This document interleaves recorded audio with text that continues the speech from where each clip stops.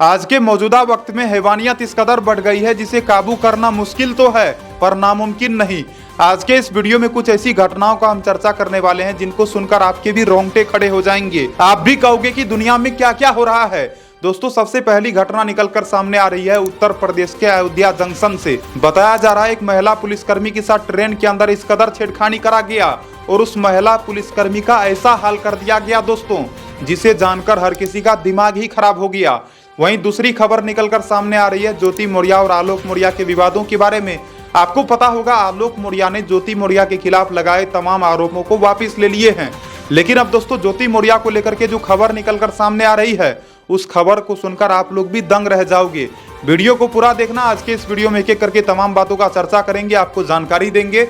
लेकिन इससे पहले आप सबों को नमस्कार, प्रणाम, आदाब, सत श्री अकाल, जय श्री महाकाल दोस्तों। और इस वीडियो को देखने वाले सभी भाइयों और सभी बहनों को सरकार भाई का दिल से सलाम। चलो दोस्तों, सबसे पहले चर्चा कर लेते हैं अयोध्या जंक्शन की इस घटना के बारे में। आपको बता दूं दोस्तों, ये घटना है 30 अगस्त 2023 की, जब बताया जाता है रात के तकरीबन 9:15 पर एक महिला पुलिसकर्मी सरयू एक्सप्रेस ट्रेन में सवार होती है। 12 बजे उसे अपने घर पहुंचना था। बताया जाता है दोस्तों बीच रास्ते में ही ट्रेन में सवार कुछ यात्री उसके साथ छेड़खानी करता है। आपको बता दूं उस ट्रेन के बोगी के अंदर बताया जाता है ज्यादा लोग नहीं थे, बस कुछ ही यात्री थे, उसमें से भी मैक्सिमम पुरुष, और केवल एक ये महिला पुलिसकर्मी सवार थी। बताया जाता है दोस्तों कुछ यात्री उस महिला पुलिसकर्मी का पेंट उतार देता है, उसके साथ घिनौना काम करता है। और बताया जाता है जब वो महिला पुलिसकर्मी उन सभी यात्रियों का विरोध करती है तो वो लोग पीट पीट कर महिला पुलिसकर्मी को घायल कर देता है।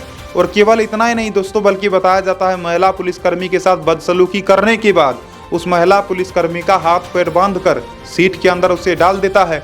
आपको बता दूं दोस्तों, ट्रेन जब अयोध्या जंक्शन पर पहुंचती है, ट्रेन जैसे ही अयोध्या जंक्शन पर पहुंचती है, कुछ यात्री सवार होने के लिए ट्रेन के अंदर आते हैं।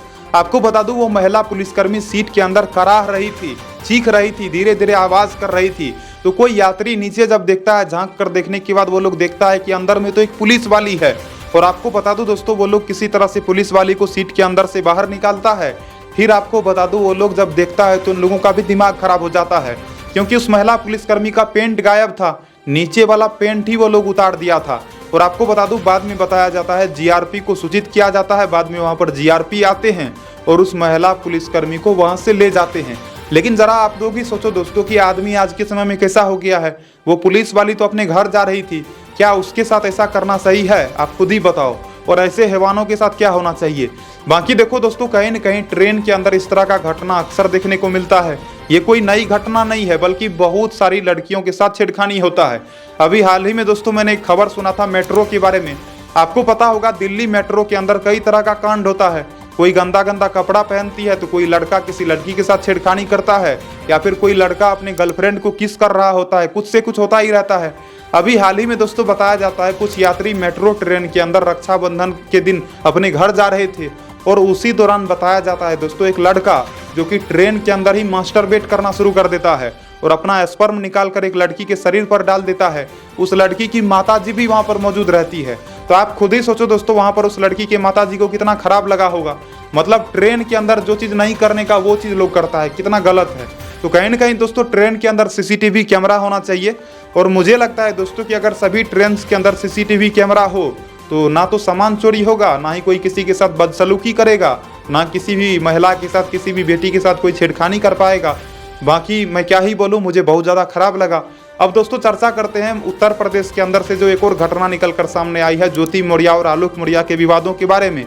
उसके बारे में क्या क्या जानकारी निकल कर सामने आ रही है आप सबों को पता होगा दोस्तों। कुछ समय पहले की बात है जब आलोक मौर्य ने जांच कमेटी के सामने जाकर लिखित रूप से ज्योति मौर्य के खिलाफ लगाए तमाम आरोपों को उन्होंने वापस ले लिया था। आलोक मौर्य का यह कहना है कि मुझे अब अपनी पत्नी से कोई लेना देना नहीं है, अब मैं अपनी पत्नी के खिलाफ नहीं जाना चाहता हूं और मैंने अपने पत्नी के खिलाफ जितना भी आरोप लगाया था अब मैं उन तमाम आरोपों को वापस लेता हूं। तो आपको बता दूं आलोक मौर्य ने तमाम आरोपों को वापस ले लिया। और दोस्तों जब आलोक मौर्य ने तमाम आरोपों को वापस ले लिया तो बहुत सारे लोगों के मन में सवाल ये आया कि आलोक मौर्य के ऊपर भी तो ज्योति मौर्य ने कई तरह की आरोप लगाई थी।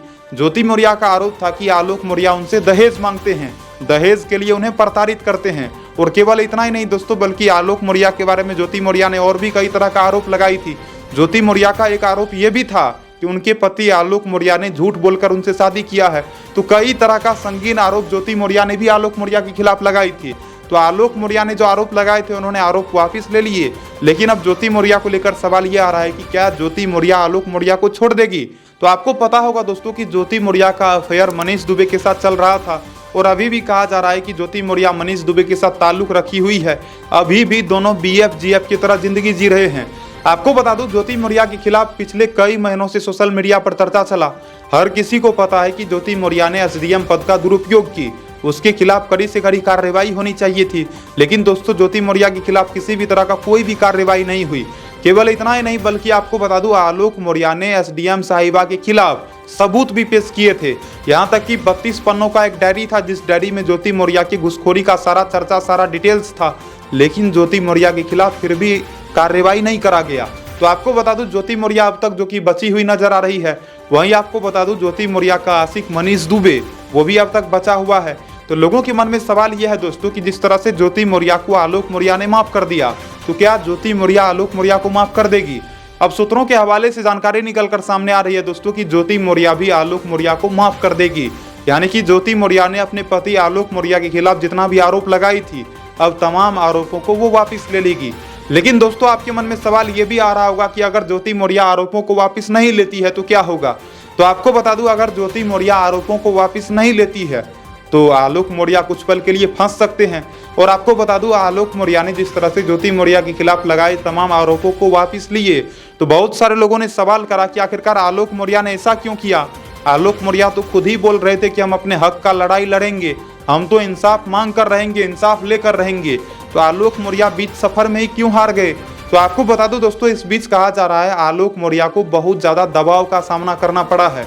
आलोक मौर्य के बारे में आपको पता होगा दोस्तों कि वो बहुत ज्यादा सीधे साधे आदमी है और आलोक मौर्य के खिलाफ ज्योति मौर्य पहले भी कई तरह का साजिश रच चुकी थी।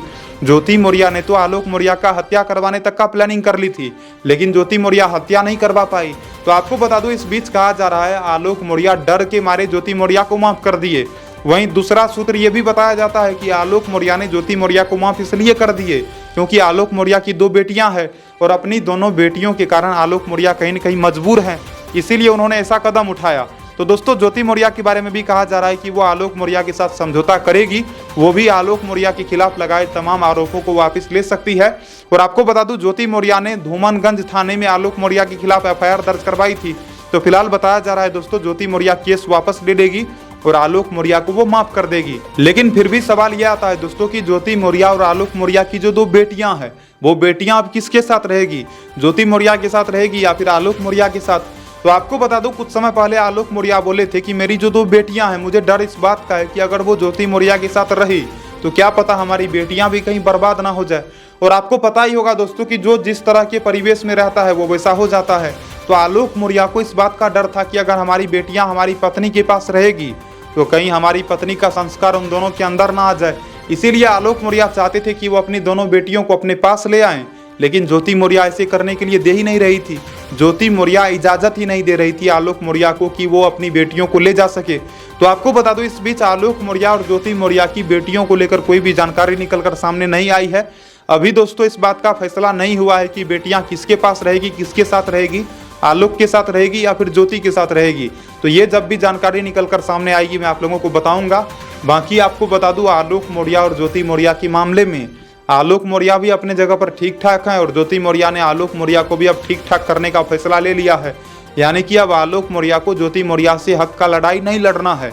लेकिन आपको बता दूं बहुत सारे लोगों ने कई तरह से विरोध करा है और विरोध इस बार आलोक मौर्य या फिर ज्योति मौर्य का नहीं बल्कि लोगों ने योगी सरकार का करा है। लोगों ने यह कहा है कि योगी सरकार को कभी भी ज्योति मौर्य जैसी दुष्ट भ्रष्ट महिला को माफ नहीं करना चाहिए। तो लोगों का मांग यह है दोस्तों कि ज्योति मौर्य के खिलाफ जांच होनी चाहिए और अच्छे से इन्वेस्टिगेशन करके ज्योति मौर्य और उसका आशिक मनीष दुबे को फिर भी जेल भेजा जाना चाहिए। भले ही आलोक मौर्य ने केस वापस ले लिया हो, यह अलग बात है, लेकिन जांच कमेटी को अभी भी इस मामले में कहीं न कहीं छानबीन करना चाहिए और ये पता लगाना चाहिए कि ज्योति मौर्य जो कि भ्रष्ट है या फिर नहीं है, वो भ्रष्टाचार कर रही थी कि नहीं कर रही थी, घुसखोरी कर रही थी कि नहीं कर रही थी, मनीष दुबे के साथ वो सरकारी आवास पर घिनौना काम कर रही थी या फिर नहीं कर रही थी। तमाम बातों का जानकारी कहीं न कहीं जनता को चाहिए और जनता चाहती है कि सरकार जवाब दे, इन्वेस्टिगेशन की टीम जनता को जवाब दे कि ज्योति मौर्य ठीक है या फिर गलत है। तो देखते हैं दोस्तों आगे क्या होता है। बाकी इस वीडियो के माध्यम से आपको मैंने बताया उत्तर प्रदेश के अयोध्या जंक्शन की ये घटना, किस तरह से एक महिला पुलिसकर्मी के साथ हैवानियत की वारदात को अंजाम दिया गया। बाकी दोस्तों आप लोग अपना अपना कमेंट करना कि आपको ये ट्रेन वाला घटना सुनकर कैसा लगा। बाकी ट्रेन के अंदर सीसीटीवी कैमरा लगना चाहिए या फिर नहीं लगना चाहिए, इससे कहीं न कहीं चोरी भी कम होगा और किसी के भी साथ जो छेड़खानी हो जाता है, मारपीट हो जाता है, लड़ाई झगड़ा हो जाता है, ये सब चीज़ में भी कहीं न कहीं कमी नज़र आएगा, बहुत ज़्यादा कमी होगा। तो आप क्या चाहते हो आप लोग कमेंट में लिख के बताना। बाकी ज्योति मौर्य और मनीष दुबे के साथ क्या होना चाहिए आप लोग कमेंट में ये भी लिख के बताना। फिलहाल इस वीडियो में इतना ही, जो भी जानकारियाँ थी मैंने आपको बता दिया। आशा करता हूँ दोस्तों आज का ये वीडियो आपको बेशक पसंद आया होगा। वीडियो को लाइक करना, चैनल को सब्सक्राइब करना। बाकी इस तरह की और भी खबरों के लिए आप हमारे साथ बने रहना, जुड़े रहना। अपना ध्यान रखना, अपने परिवार वालों का ध्यान रखना, कभी भी गलत मत करना और गलत लोगों से दोस्ती भी मत करना और कभी भी गलत लोगों से समझौता भी मत करना। तो फिलहाल इस वीडियो में इतना ही। राम राम सभी भाइयों को। जय हिंद, जय श्री राम। मिलता हूं अगले नई वीडियो में नई खबर के साथ।